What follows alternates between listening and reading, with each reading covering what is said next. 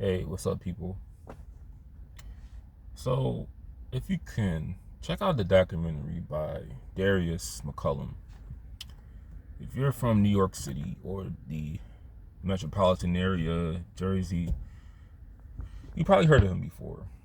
He's most famously known for hijacking, the buses and the trains in New York and Jersey.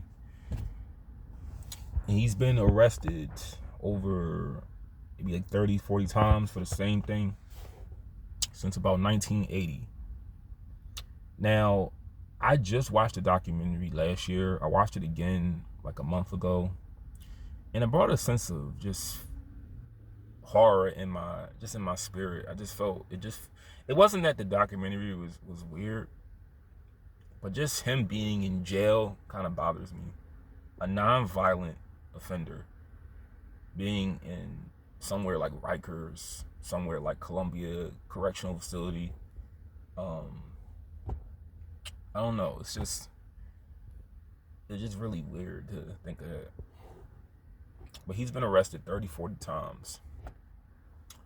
And he's currently housed at a psychiatric facility because they're claiming he's becoming dangerously mentally ill, where they feel like the society safety is at risk. For someone operating a train or a bus, an unauthorized, you know, operator of a bus or a train, they feel as though he's becoming dangerous, so they need him committed until they feel as though he's no longer a threat. And that's pretty much undetermined when he's going to be released, because he's been locked up since 2018. No, 2017, 2018. Because the documentary was shot in 2019, but it was released 4 years later. He's been deprived of his freedom for about 5, 6 years now. Now, I watched the entire documentary, and it's times when I would say I wish he didn't get on the train anymore. I wish he just would have left those things alone, because it's just going to be the same outcome. He's going to go to jail. They're not happy with the fact that you're driving. You're an unauthorized operator of a train. They're not too happy about that. And I was just when I watched the documentary, I was telling myself, like, why does he keep doing this? Why does he keep hijacking the train? And when I watched it more, he said himself he has a problem. He wants help. It's just an impulse that he has to hijack trains. He just likes the rhythm of just operating a train. It's been said that he was at a strike for MTA workers, for New York Transit Authority. I don't know what MTA stands for, but he was at a rally because he wanted them to get like a higher pay and wages.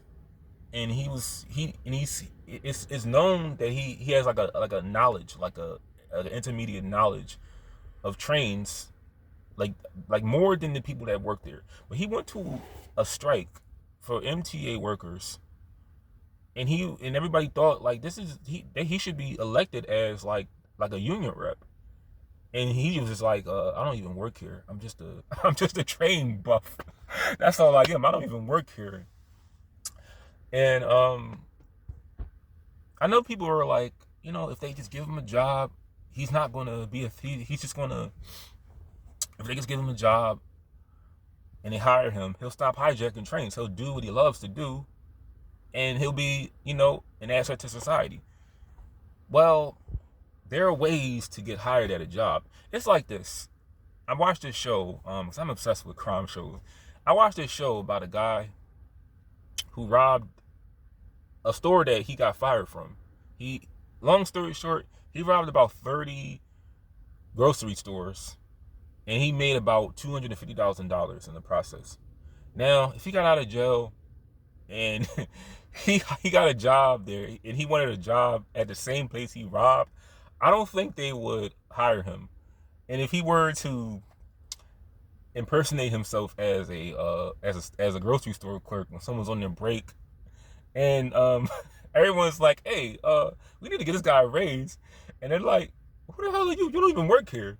So it's like, understand, he committed a crime at a company, and they're not really going to give him a job because they were comparing him to that other dude from New York, Frank Abagnale, if that's said right, the guy based on the movie and with Leonardo DiCaprio. It's called Catch Me If You Can. The thing is though about Frank, do not believe a lot of that shit in that movie because it was stated by investigators. It's all a bunch of lies. He was incarcerated. Like the span of the movie, he would have been locked up all the years he said he did this. He went to New Orleans to become a lawyer. He practiced law in this country. He went to France. It's impossible because he was locked up for all those years. But I know Frank helped the FBI with learning like how to look at bad checks. I don't think he was paid for that though. But I don't think, back to Darius though, I don't think he's a threat to anybody. I've never heard of the train derailing while he drove it. Now, if he drove the train off the tracks and it derailed, okay, that's why they shouldn't give him a job. But I don't find him a threat. If anything, I feel like this is his comfort and just coping with life. I mean, the guy is very traumatized. I know a lot about him. Like watching the documentary, I've learned a lot. And if he's ever released, I just have a feeling, out of desperation, he might resort back to just like the only thing that he knows, that he loves. And that's probably why he won't get out. But I don't know how he's doing in there, because those hospitals are a joke. They don't help anybody. That's the scary part. Like, he's in a psychiatric facility among the criminally insane, and he's no real danger to society. Yeah, he broke the law, but do you really think it's justifiable to put someone like that inside of a place like where you have real criminals that have real mental issues? Just think about that.